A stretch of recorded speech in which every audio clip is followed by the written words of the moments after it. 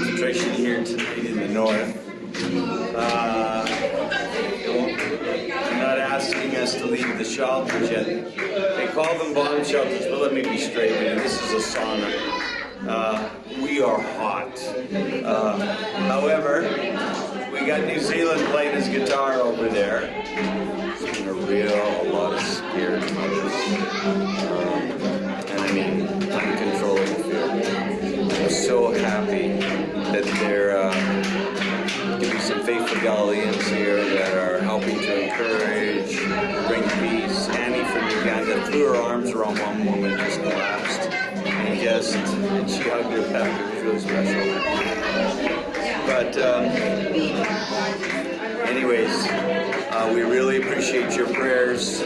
Here in the Galilee, we don't quite know everything that's happened. We know there's been some infiltration, gliders, bad people wanting to do some bad things. God gets the last word.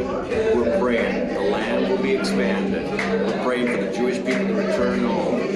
We're praying for all that God is doing. It's a bloody birth, but it's going to birth something that's going to touch the entire planet.